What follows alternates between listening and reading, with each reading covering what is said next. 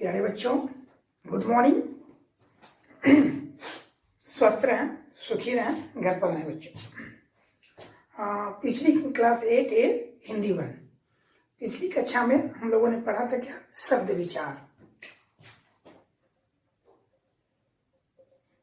शब्द विचार।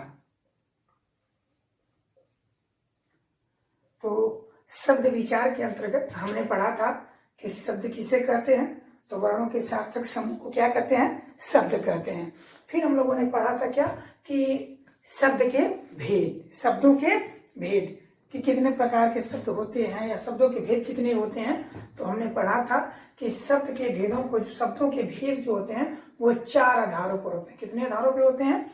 4 आधारों पे होते हैं, जिसमें से शब्द के जो भेद होते हैं वो 4 आधारों पे होते हैं।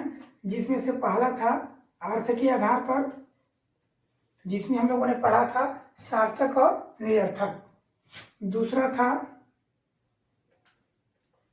उत्पत्ति के आधार पर, जिसमें हम लोगों ने पढ़ा था तत्सम, तद्भव, देशज और विदेशज शब्द तथा संकर शब्द। और तीसरा है बच्चों रचना के आधार पर।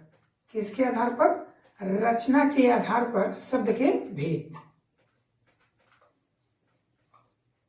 हाँ देखिए बच्चों, यही हमें पढ़ना है और आज का अध्ययन बिंदु यही रहेगा, रचना के आधार पर शब्द के भेद। देखते हैं शब्द विचार में शब्द के भेद हम लोग पढ़ रहे थे और पढ़ना है कहाँ से? रचना के आधार पर शब्द के भेद, कि रचना के आधार पर शब्द के कितने भेद होते हैं।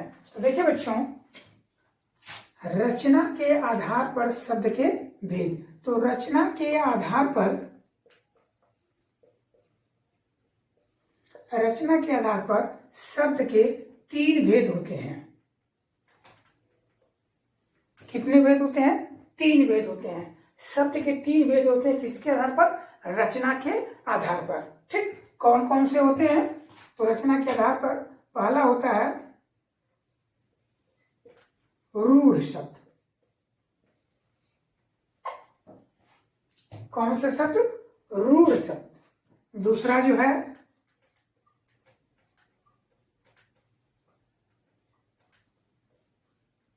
यौगिक शब्द। रूढ़ शब्द, यौगिक शब्द, और तीसरा है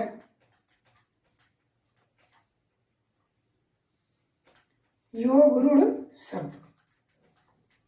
सबको स्पष्ट दिखाई दे रहा होगा कि देखें, रूढ़ शब्द, यौगिक शब्द और योग रूढ़ शब्द, ये रचना के आधार पर शब्द के भेद होते हैं 3। अर्थात कौन कौन? रूढ़ शब्द, यौगिक शब्द और योग रूढ़ शब्द। तो सबसे पहले हम आते हैं किस पे? रूढ़ शब्द पे। किस पे आते हैं? रूढ़ शब्द। कि रूढ़ शब्द किसे कहते हैं? ठीक है, तो रूढ़ शब्द जैसे कहा जाता है ना कि यह शब्द जो है इस अर्थ में प्रयोग होता है या इस शब्द का अर्थ यही होता है। जो शब्द किसी एक अर्थ के लिए प्रसिद्ध हो गया हो, व्यवहारिकता में समझे कि रूढ़ शब्द किसे कहते हैं। रूढ़ शब्द वे शब्द कि जिन शब्दों को तोड़ा न जा सके, वे शब्द रूढ़ शब्द कहलाते हैं जिन शब्दों को हम तोड़ नहीं सकते हैं। अर्थात जिनके सार्थक खंड नहीं होते हैं वे रूढ़ शब्द कहे जाते हैं। ठीक, फिर देख लें कि रूढ़ शब्द किसे कहते हैं। तो वे शब्द रूढ़ शब्द होते हैं जिन शब्दों के टुकड़े नहीं किए जाते हैं या जिन शब्दों को हम खंड खंड में बांट नहीं सकते हैं, वे क्या कहलाते हैं? रूढ़ शब्द कहलाते हैं। जैसे दिया है कुर्सी, किताब, कलम, आदमी। कुर्सी, किताब, कलम, आदमी। देखें, कुर्सी, किताब, कलम, आदमी, धान, गेहूं, जौ, चावल, जितने भी हैं, माने कुल मिलाकर रूढ़ शब्द इसे कहते हैं कि जिन शब्दों के टुकड़े नहीं होते हैं, जिन शब्दों के लिए हम तोड़े तो उनका कोई अर्थ नहीं निकलता है, वे शब्द क्या कहलाते हैं? रूढ़ शब्द। जैसे कुर्सी है, अब कुर्सी में कु या सी को अलग अलग हम करें या इसको तोड़ने का प्रयास करें तो कोई नया शब्द बनेगा नहीं। किताब को हम तोड़ें तो भी नहीं तोड़ सकते। कलम को तोड़ें, ठीक है, तो कलम या कलम कोई ऐसा शब्द बनेगा नहीं। आदमी, आदमी या आदमी कोई शब्द बनेगा नहीं। अर्थात रूढ़ शब्द किसे कहते हैं? तो वे शब्द जिन शब्दों के टुकड़े नहीं हो सकते हैं। टुकड़े अर्थात जिनको हम तोड़ें तो उनका कोई सार्थक अर्थ न निकले, कोई सार्थक शब्द न बने, उन्हें क्या कहते हैं? रूढ़ शब्द कहते हैं। बच्चों समझ में आया कि नहीं आया कि रूढ़ शब्द किसे कहते हैं? तो रूढ़ शब्द वे शब्द हैं कि जिन शब्दों को तोड़ने पर उनका कोई सार्थक या अर्थ वाला कोई शब्द नहीं निकलता है, वो क्या कहलाते हैं? रूढ़ शब्द। जैसे मान लो बच्चों, गेहूं है, चावल है, जौ है, जो भी है, अब इन शब्दों को हम तोड़े तो गे धन हूं, चावल या चाव धन ल, तो ये कोई नए शब्द बन नहीं रहे हैं जिनका कोई अर्थ हो। तो बच्चों रूढ़ शब्द उन्हें कहते हैं कि जिन शब्दों को तोड़ा नहीं जा सके या जिन शब्दों को तोड़ने पे कोई अर्थ देने वाला शब्द नहीं बनता है, उन्हें क्या कहते हैं? रूढ़ शब्द कहते हैं। क्लियर? कि जिन शब्दों को तोड़ा नहीं जा सके या जिन शब्दों को तोड़ने पे कोई अर्थ देने वाला शब्द नहीं बनता है, उन्हें क्या कहते हैं? रूढ़ शब्द कहते हैं। जैसे कुर्सी, किताब, कलम, आदमी, गेहूं, चावल, जौ, ठीक है, रोटी, ओटी, खोटी, मोटी, चोटी, इन सबको यदि हम तोड़े तो कोई भी नया शब्द बनेगा नहीं। अर्थात इनके सार्थक टुकड़े नहीं किए जा सकते। वो क्या कहलाते हैं? रूढ़ शब्द। या दूसरे शब्दों में यह भी कह सकते हैं कि जिन शब्दों में न उपसर्ग हो न प्रत्यय हो, कि जिन शब्दों में न उपसर्ग लगा हो न प्रत्यय लगा हो, वे शब्द क्या कहलाते हैं? रूढ़ शब्द कहलाते हैं। क्या कहलाते हैं? रूढ़ शब्द।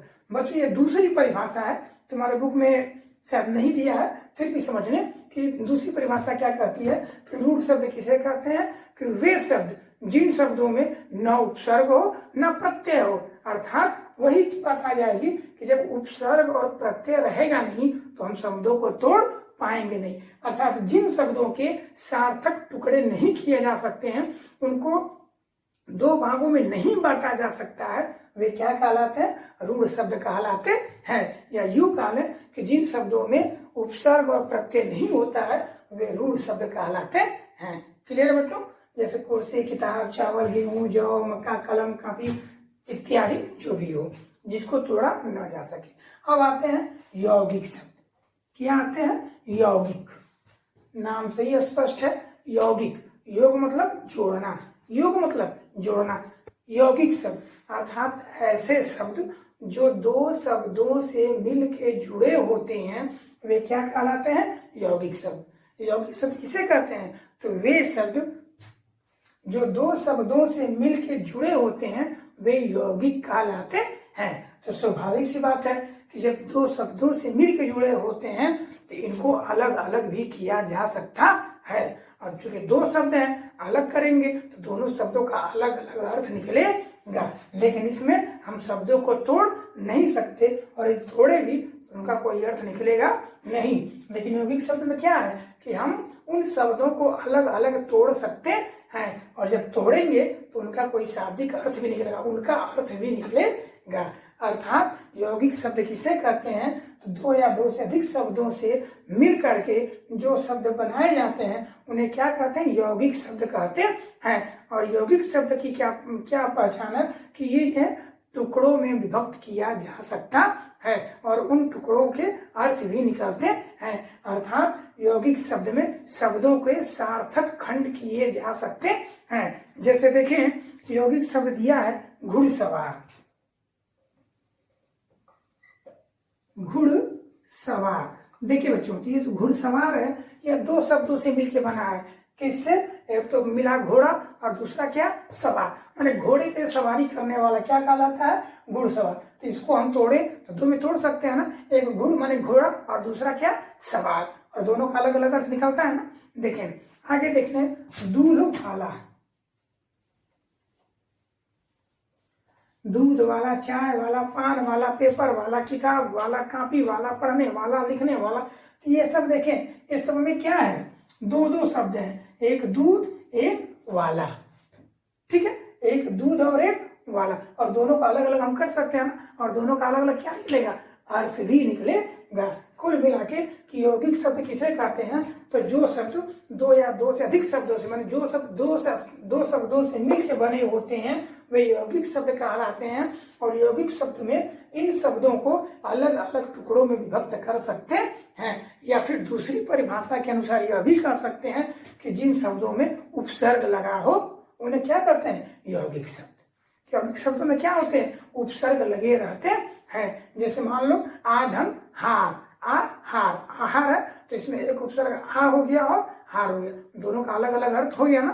देखें तो यौगिक शब्द में हमने क्या पढ़ा कि शब्दों के टुकड़े नहीं किए जा सकते, उन्हें अलग अलग नहीं किया जा सकता, और यदि अलग अलग करेंगे तो उनका कोई अर्थ निकलेगा नहीं। यौगिक शब्द किसे कहते हैं कि जो दो शब्दों से मिलकर बना होता है, क्योंकि दो से मिलकर बना होता है तो इनके टुकड़े भी किए जा सकते हैं और दोनों के अलग अलग अर्थ भी निकलेंगे, ठीक है। अब देखिए तीसरा क्या है, इसे मैंने बताया घुड़सवार, आग बबूला, पीलापन। देखें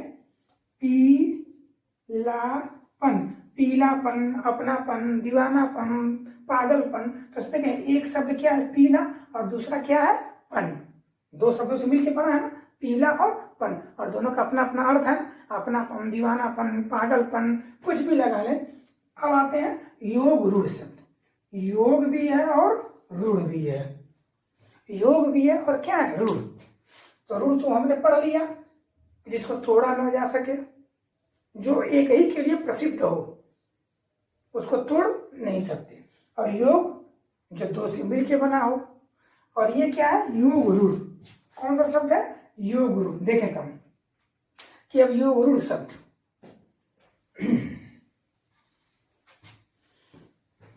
देखिए, इसको मैं यहां लिख देता हूं।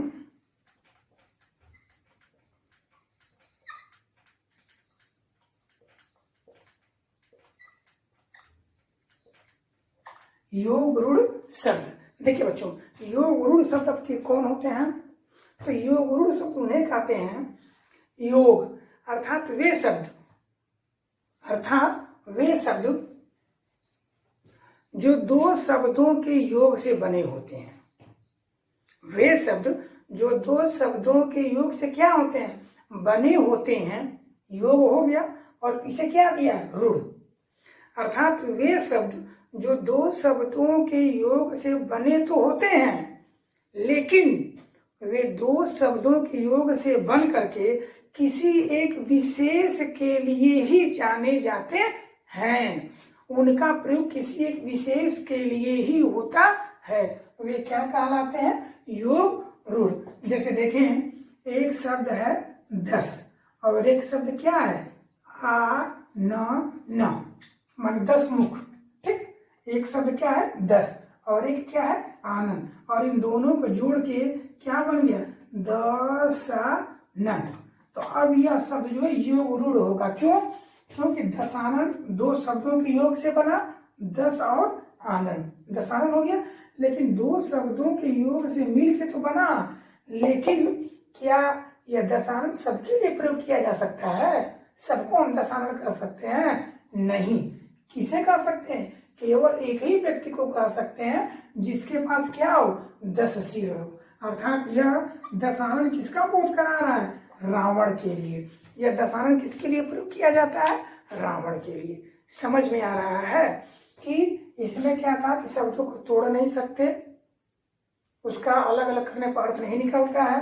यौगिक में क्या था कि दो शब्दों से मिलकर बने होते हैं, इनको अलग अलग करके दोनों का अर्थ निकलता है। इसमें क्या है कि दो शब्दों से मिलकर बने तो होते हैं, लेकिन किसी एक विशेष के लिए ही प्रयोग होते हैं, किसी अन्य के लिए उसका प्रयोग नहीं किया जा सकता। वो क्या कहलाता है, योग रूढ़। अर्थात योग है लेकिन किसी एक विशेष के लिए प्रयोग किए जाते हैं, एक विशेष के लिए क्या कर दिए गए, मान लिए गए हैं, वो क्या कहलाएंगे, योग रूढ़। जैसे 10 धन आनंद, अर्थात 10 मुखों वाला दशानन। तो क्या दशानन शब्द योग से तो बना है, लेकिन किसी एक ही व्यक्ति के लिए रूढ़ हो गया, मान लिया गया, प्रयोग कर लिया गया। किसके लिए? तो रावण के लिए, क्योंकि 10 सिर क्या था? उसी का था। देखें, गज धन आनन, गज धन आनन क्या होगा? गजानन। देखिए, गज धन आनन क्या होगा? गजानन। गज मतलब हाथी, आनन माने मुख, माने हाथी के मुख के समान, जिनका मुख कैसा हो? तो हाथी के मुख के समान हो, गजानन। तो देखिए बेटा, यह गजानन जो है 2 शब्दों से मिलकर बना है ना, गज और आनन। गजानन जिसका मुख किसके समान हो? हाथी के समान हो। तो ये 2 शब्दों से मिलकर तो बना है, लेकिन क्या इसका प्रयोग सबके लिए किया जा सकता है? नहीं। इसका प्रयोग केवल किसके लिए होता है? गणेश के लिए। केवल किसके लिए होता है? गणेश जी के लिए। क्यों? क्योंकि इस धरती पर केवल गणेश जी का ही मुख कैसा था? हाथी के समान था। तो कहने का मतलब ये है कि 2 शब्दों से ये मिलकर तो बने हैं, लेकिन इनका प्रयोग सबके लिए नहीं है, बल्कि किसी एक ही के लिए क्या हो गया है? रूढ़ हो गया है, मान लिया गया है। उसे क्या कहते हैं? योग रूढ़ शब्द कहते हैं। अन्य एग्जाम्पल देख लें और समझ में आ जाएगा। जैसे दे दिया पवन पुत्र, योग रूढ़ का एग्जाम्पल और देख लें, पवन प्लस पुत्र। देखिए, एक शब्द क्या है? पवन, और एक शब्द क्या है? पुत्र। ठीक, लेकिन जब दोनों को हम एक मिला देंगे तो ये क्या हो जाएगा? पवन पुत्र। अब यह योग तो हो गया, लेकिन योग होने के साथ साथ यह शब्द रूढ़ हो गया, हमें किसी एक विशेष के लिए ही प्रयोग होता है। अब पवन पुत्र जो है, किसका प्रयोग हो रहा है? किसका बोध करा रहा है? तो पवन पुत्र, जो पवन का पुत्र है, हवा का पुत्र है। पवन पुत्र किसे कहते हैं? हनुमान को। क्या सबको हम पवन पुत्र कहते हैं? नहीं ना। तो यह पवन पुत्र किसका बोध कराता है? हनुमान का। यह दशानन किसका बोध कराता है? रावण का। यह गजानन किसका बोध कराता है? गणेश का। अर्थात जहाँ 2 शब्द मिलके तो बने हों, लेकिन मिलने के बाद वह किसी एक विशेष के लिए रूढ़ हो गए हों, मान लिए गए हों, किसी एक विशेष के लिए ही प्रयोग होते हैं, वे क्या कहलाते हैं? योग रूढ़ शब्द कहलाते हैं। जैसे हवा धन लाभ, ठीक है ना। लेकिन जब मिला देंगे दोनों को, हवालात, तो हवालात सबके लिए नहीं प्रयोग किया जाता है, केवल एक विशेष के लिए। किसके लिए? कारागार के लिए, जेल के लिए। ठीक है, तो वो क्या होगा? योग रूढ़ शब्द होगा। ठीक है बच्चों, तो हमने क्या पढ़ा? हमने ये पढ़ा कि रचना के आधार पर शब्द के कितने भेद होते हैं। तो रचना के आधार पर शब्द के 3 भेद होते हैं। कौन सा? रूढ़ शब्द, यौगिक शब्द और योग रूढ़ शब्द। रूढ़ शब्द किसे कहते हैं? जिन शब्दों के छोटे टुकड़े नहीं किए जा सकते हैं, अर्थात उनको टुकड़ों में बांटा नहीं जा सकता है, अर्थात यदि उनका टुकड़ा करें तो कोई सार्थक अर्थ नहीं निकलता है, वो क्या कहलाते हैं? रूढ़ शब्द, जिनको तोड़ा ना जा सके। दूसरी परिभाषा मैंने बताया कि ऐसे शब्द जिनमें उपसर्ग प्रत्यय नहीं होते हैं, वे क्या कहलाते हैं? रूढ़ शब्द। जैसे कुर्सी, किताब, कलम, आदमी, पीना, खाना, उठना, बैठना, जाना, जो भी हो। अब देखें, यौगिक शब्द। यौगिक शब्द क्या है? कि जब 2 शब्द आपस में मिल करके बनाए जाते हैं तो उन्हें क्या कहते हैं? यौगिक शब्द कहते हैं। ठीक, इनको सार्थक खंड होते हैं, माने इनको हम अलग अलग तोड़ सकते हैं और उनका अर्थ निकलेगा। जैसे पीलापन, तो पीला का अलग अर्थ और पन का अलग। घुड़सवार, घोड़ा धन सवार। दूध वाला, दूध धन वाला। पान वाला, पान धन वाला। सबका अलग अलग अर्थ निकलना। आग बबूला, आग धन बबूला। यानी ये 2 शब्दों से मिलके बने होते हैं और दोनों को अलग अलग हम कर सकते हैं और दोनों का अर्थ निकलता है। ठीक, अब आते हैं योग रूढ़ शब्द। कौन शब्द? योग रूढ़ शब्द। योग रूढ़ शब्द किसे कहते हैं? क्योंकि योग है, अर्थात योग रूढ़ शब्द भी 2 शब्दों से मिलके बने होते हैं। लेकिन अब ये क्या था? पीलापन किसी के लिए प्रयोग किया जा सकता है, दूध वाला किसी के लिए प्रयोग किया जा सकता है, लेकिन इसमें क्या है कि किसी के लिए प्रयोग नहीं किया जा सकता है। मिलके तो बने हैं, लेकिन उनका प्रयोग जो है किसी एक ही के लिए होगा।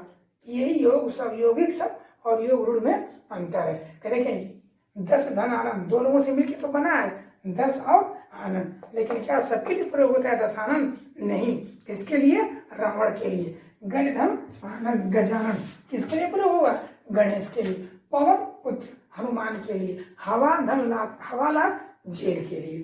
क्लियर है कि जहाँ योग रूढ़ माने जहाँ दो शब्द मिलते हैं, मिल करके एक नया शब्द बनाते हैं और वह शब्द किसी एक विशेष के लिए ही प्रयोग होता है, वो क्या कहलाता है? योग रूढ़ शब्द कहलाता है। तो बच्चों ये था क्या? रचना के आधार पर शब्द के भेद। ठीक है, उम्मीद है सबको स्पष्ट हुआ होगा, अब कोई डाउट नहीं होगा। ठीक है, बाकी बुक में जो है अन्य भी उदाहरण दिए हुए हैं, उसको देख लेंगे। ठीक है बच्चों। हाँ, अगला क्या बचता है? अब है शब्द के भेद किसके आधार पे? प्रयोग के आधार पर। ठीक है, देख लेते हैं उसको।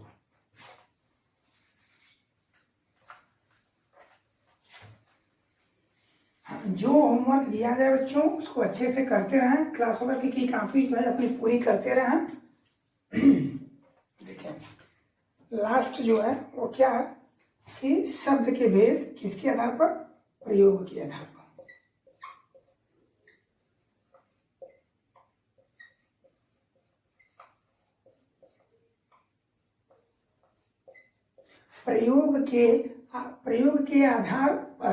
प्रयोग के आधार पर शब्द के भेद।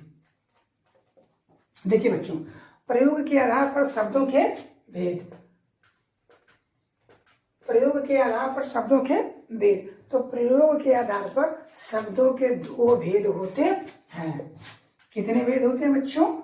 दो भेद होते हैं प्रयोग के आधार पर। प्रयोग मतलब क्या? कि वाक्य में जब शब्दों का प्रयोग किया जाता है, ठीक, वाक्य में जब शब्दों का क्या किया जाता है? प्रयोग किया जाता है, तो उन प्रयोग किए गए शब्दों के आधार पर शब्द के कितने भेद होते हैं? दो होते हैं। पहला क्या होता है? तो पहला होता है बच्चों विकारी शब्द। क्या होता है? विकारी शब्द। और दूसरा होता है बच्चों अविकारी शब्द।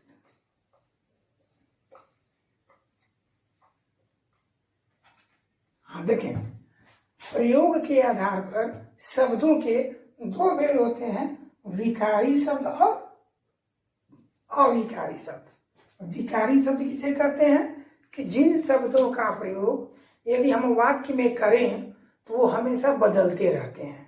हमेशा क्या करते रहें? उनमें विकार उत्पन्न होता रहे। विकार मतलब परिवर्तन। हमेशा वो क्या होते रहे? बदलते रहे। वे क्या कहलाते हैं? विकारी शब्द। कि जिन शब्दों में परिवर्तन होता रहे, अर्थात जिन शब्दों का हम वाक्य में प्रयोग करते हैं तो वे क्या होते हैं? बदलते रहते हैं। क्या होते रहते हैं? बदलते रहते हैं। वे क्या कहते हैं? विकारी शब्द। अब बदलते कैसे हैं? वाक्य में जो है शब्द बदलते कैसे हैं? तो लिंग के अनुसार बदलते हैं, वचन के अनुसार बदलते हैं, काल के अनुसार बदलते हैं। ठीक, अर्थात जब शब्द जो है लिंग वचन काल के अनुसार बदलते हैं तो वे कौन से शब्द कहलाते हैं? विकारी शब्द। क्या कहलाते हैं? विकारी शब्द। जैसे मैं कहूँ राम गया, तो राम गया, लेकिन अभी मैं राम को क्या कह दूं? सीता। तो क्या सीता गया होगा? नहीं ना। क्या हो जाएगा? सीता गई। क्रिया बदल गई ना। देखें, तो क्रिया जो बदली वो किसके कारण बदली? संज्ञा के कारण, लिंग के कारण। लिंग चेंज हुआ तो क्रिया भी चेंज हो गई। तो कहने का मतलब क्या कि विकारी शब्द किसे कहते हैं? तो वे शब्द जो जिनका प्रयोग वाक्य में करने पर वे बदलते रहते हैं, वे विकारी शब्द कहलाते हैं। या यूं कहें कि जिन शब्दों में लिंग वचन काल कारक के अनुसार परिवर्तन होता रहता है वे क्या कहलाते हैं? विकारी शब्द। और जिन शब्दों में लिंग वचन काल कारक के अनुसार कोई परिवर्तन नहीं होता है वे क्या कहलाते हैं? अविकारी शब्द कहलाते हैं। स्पष्ट है बच्चों कि प्रयोग के आधार पर शब्द के दो भेद होते हैं, शब्दों के दो भेद होते हैं। कौन कौन? विकारी शब्द और अविकारी शब्द। विकारी शब्द कि जिन शब्दों में लिंग वचन काल कारक के अनुसार, जिन शब्दों में लिंग वचन काल कारक आदि के अनुसार परिवर्तन हो जाते हैं वे विकारी कहलाते हैं, तथा जिन शब्दों में लिंग वचन काल कारक के अनुसार कोई परिवर्तन नहीं होता है वह अविकारी शब्द कहलाते हैं। जैसे अभी मैंने एग्जाम्पल बताया कि राम घर गया, ठीक है, राम घर गया, लेकिन अभी मैं राम की जगह पर क्या कर दूं, सीता, मैंने लिंग बदल दिया तो क्या हो जाएगा, सीता घर गई। ठीक, सीता घर गई। अब यहाँ पे क्या हो गया, गया का क्या हो गया, गई हो गई। ठीक है, तो अब यहाँ पर लिंग बदला तो क्रिया भी क्या हो गई, बदल गई ना। ठीक, लेकिन यहाँ देखिए अब अविकारी किसे कहते हैं, तो ऐसे शब्द कि चाहे लिंग बदले, चाहे क्रिया बदले, चाहे वचन बदले, कोई प्रभाव पड़ेगा नहीं। अभी यहाँ देख लें, अभी राम घर गया एक वचन था तो गया, अभी मैं कह दूं राम श्याम मोहन घर क्या हो जाएगा, गए, वचन बदले तो भी बदल गया। अब मान लो काल बदल दे कि राम घर गया था। ठीक, अभी मैं भविष्य में कहूं तो राम घर जाएगा, तो गया था गए जाएगा बदल रहा है ना। अर्थात जिन शब्दों में लिंग वचन काल कारक के अनुसार परिवर्तन होता है वो विकारी कहलाते हैं, और जिन शब्दों में लिंग वचन काल कारक के अनुसार कोई परिवर्तन नहीं होता है वो क्या कहलाते हैं, अविकारी कहलाते हैं। अब जो अविकारी भी देख लें, जैसे मान लो यदि मैं कहूँ क्या, यदि मैं कहूँ क्या, धीरे धीरे। ठीक, धीरे धीरे। अब यदि मैं कहूँ कि राम ने सीता से कहा कि तुम मेरी जिंदगी में धीरे धीरे आना, तो धीरे धीरे है।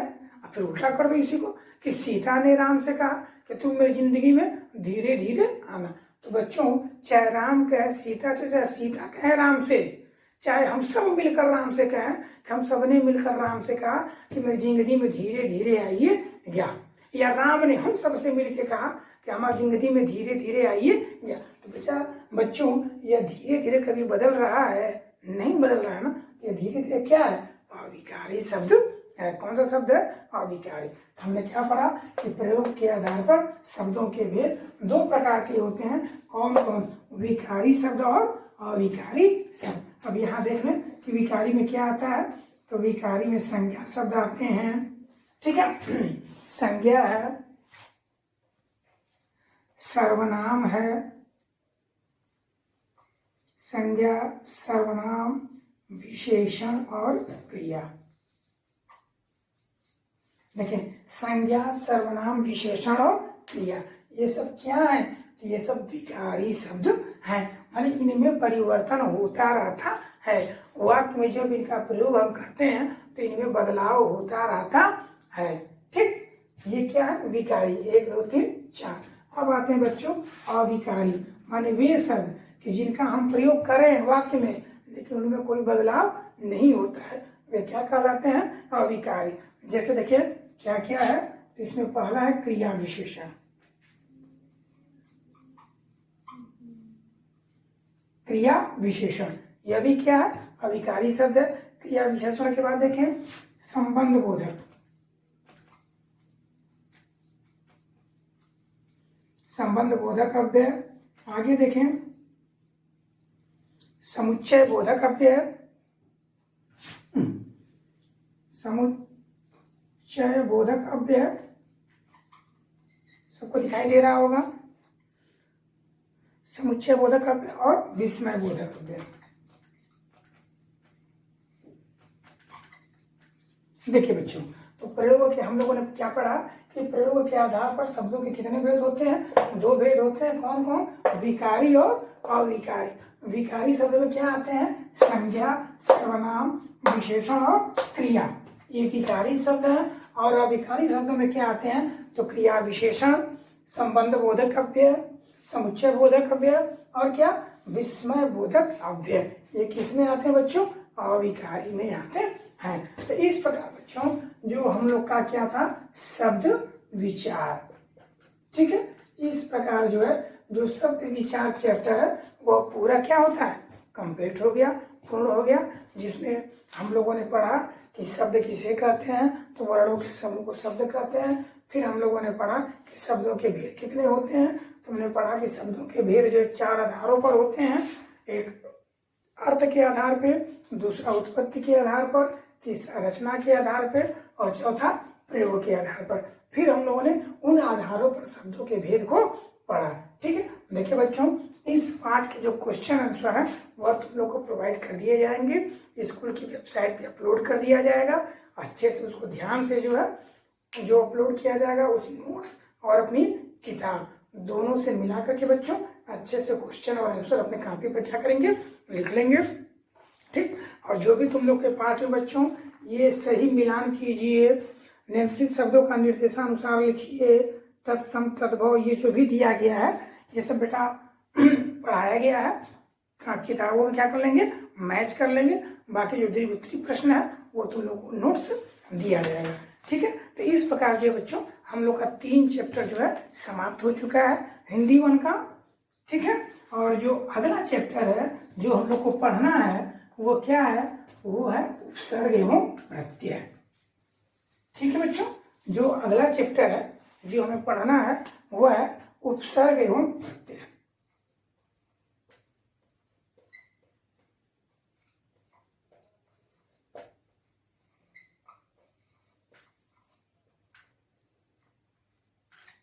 हाँ देखें, हमें अगला चैप्टर जो पढ़ना है बच्चों वो क्या पढ़ना है, उपसर्ग एवं प्रत्यय। ये हमारा चौथा चैप्टर है क्लास 8 हिंदी 1, इसे पढ़ना है कि उपसर्ग एवं प्रत्यय।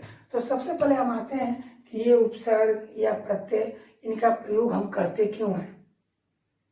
उपसर्ग और प्रत्यय का प्रयोग जो है हम करते क्यों हैं, क्या इनकी उपयोगिता है। ठीक है बच्चों, तो देखें इनका जो उपयोग जो हम करते हैं वह किस में करते हैं, तो वो हम करते हैं शब्द रचना में। किस में करते हैं, शब्द रचना। प्रत्येक भाषा का अपना एक साहित्य होता है, साहित्य के लिए शब्द चाहिए और वो शब्द आते कहाँ से हैं, तो अभी हम शब्द विचार पढ़ा कि कैसे कैसे शब्द आते हैं। ठीक, उसी में बच्चों ने लिखा है शब्द रचना, कि शब्दों की हम रचना भी करते हैं। शब्दों की क्या करते हैं, रचना करते हैं। अब शब्दों की रचना हम कैसे करते हैं, तो शब्दों की रचना हम 4 प्रकार से करते हैं। कितने प्रकार से करते हैं, 4 प्रकार से। पहला क्या है, उपसर्ग के द्वारा, दूसरा क्या है, प्रत्यय के द्वारा, तीसरा क्या है, संधि के द्वारा, और चौथा क्या है, समास के द्वारा। ठीक है, तो बच्चों अब तो इतना समझ में आ गया होगा कि हिंदी साहित्य में उपसर्ग और प्रत्यय का क्या महत्व है, कि इन उपसर्ग और प्रत्यय के द्वारा हम क्या करते हैं, शब्दों की रचना करते हैं। कि जो हमारे पास शब्द हैं हम उन शब्दों से नए नए शब्द बनाते हैं, इसीलिए हम उपसर्ग का प्रयोग करते हैं, प्रत्यय का प्रयोग करते हैं। तो यहाँ हमने क्या देखा कि हम शब्द रचना कितने प्रकार से करते हैं, माने नए नए शब्दों की रचना कितने प्रकार से करते हैं, तो 4 प्रकार से करते हैं। उपसर्ग के द्वारा हम नए शब्दों की रचना करते हैं, प्रत्यय के द्वारा हम नए शब्दों की रचना करते हैं, संधि के द्वारा हम नए शब्दों की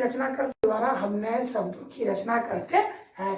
अर्थात उपसर्ग प्रत्यय संधि समास की क्या उपयोगिता है, तो इसके द्वारा हम नए नए शब्दों की क्या करते हैं, रचना करते हैं और अपने साहित्य के शब्द संपदा को समृद्ध करते हैं, मजबूती प्रदान करते हैं। भाई जितना ही ज्यादा हमारे पास शब्द रहेंगे उतना ही हमारा साहित्य क्या होगा, समृद्ध होगा। ठीक है, तो इस रचना में हम आज पढ़ेंगे क्या, उपसर्ग। ठीक, कि उपसर्ग किसे कहते हैं। चलो बच्चों, तो आज हम पढ़ते हैं कि उपसर्ग किसे कहते हैं।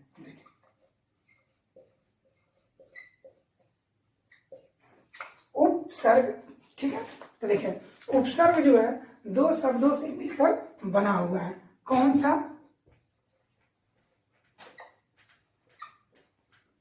उपधन सर्ग। उपसर्ग जो है 2 शब्दों से मिलकर बना है, उपधन सर्ग। ठीक, उप का अर्थ मतलब होता है पास। उप का मतलब क्या होता है, पास, पास या समीप। उप का मतलब क्या होता है बच्चों, पास, पास या समीप। और सर्ग का मतलब क्या होता है, निर्माण करना, निर्माण करना या सृष्टि करना, यही उपसर्ग का अर्थ होता है।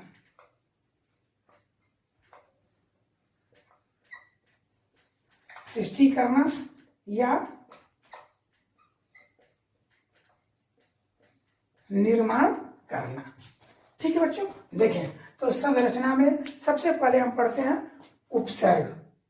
ठीक, कि उपसर्ग किसे कहते हैं, तो उपसर्ग जो है 2 शब्दों से मिलकर बना होता है, उपधन सर्ग। उप का मतलब क्या होता है, पास या समीप, और सर्ग मतलब क्या होता है, सृष्टि करना। निर्माण करना। अर्थात उपसर्ग के द्वारा हम शब्दों का निर्माण करते हैं। कैसे? तो उपधन सर्ग, पास आकर के सृष्टि। उपसर्ग का मतलब होता है उपधन सर्ग। उप मतलब पास, समीप, और सर्ग माने सृष्टि करना, निर्माण करना। अर्थात शब्दों के पास आकर के, समीप आकर के एक नए शब्द का क्या कर देना? निर्माण कर देना। ठीक, तो देखिए बच्चों, उपसर्ग और प्रत्यय के लिए सबसे पहली परिभाषा हम इतना समझ लें कि ये शब्द नहीं होते हैं, बल्कि क्या होते हैं? शब्दांश होते हैं। उपसर्ग या प्रत्यय क्या होते हैं? शब्दांश होते हैं, माने शब्दों के अंश होते हैं। उपसर्ग क्या है? शब्दांश है। एक शब्द का क्या होता है? अंश होता है। ठीक, अब यह शब्द का अंश लगता कहाँ है? तो जैसे मान लो कि बच्चों ये तुम्हारा हो गया शब्दांश, ठीक, और ये तुम्हारा क्या हो गया? शब्द। ठीक, यह शब्द के पहले लगता है क्या? शब्दांश, और मिल करके क्या बनाता है? एक नया शब्द बनाता है। ठीक, और इसे ही हम क्या कहते हैं? उपसर्ग। कि उपसर्ग किसे कहते हैं? यह शब्दांश होता है जो शब्द के आगे लग जाता है और एक नया अर्थ देने वाला शब्द बना देता है। अर्थात यूं कहें कि उपसर्ग दो शब्दों से मिलकर बना होता है, उप और सर्ग। उप मतलब होता है पास या समीप, और सर्ग मतलब सृष्टि करना, और उपसर्ग होते क्या है? शब्दांश। अर्थात वे शब्दांश जो किसी शब्द के पास आकर, समीप आकर, उनके आगे जुड़ करके एक नया अर्थ देने वाला शब्द बना देते हैं, वो क्या कहलाते हैं? उपसर्ग कहलाते हैं। क्लियर है बच्चों कि उपसर्ग किसे कहते हैं? तो वे शब्दांश जो किसी शब्द के आगे जुड़ करके एक नया अर्थ देने वाला शब्द बना देते हैं, वे क्या कहलाते हैं? उपसर्ग कहलाते हैं। जैसे बच्चों देखो, एक शब्द है क्या? हार। एक शब्द क्या है? हार। अब इसके आगे हम शब्दांश क्या लग दे रहे हैं? वी। तभी क्या हो जाएगा? विहार।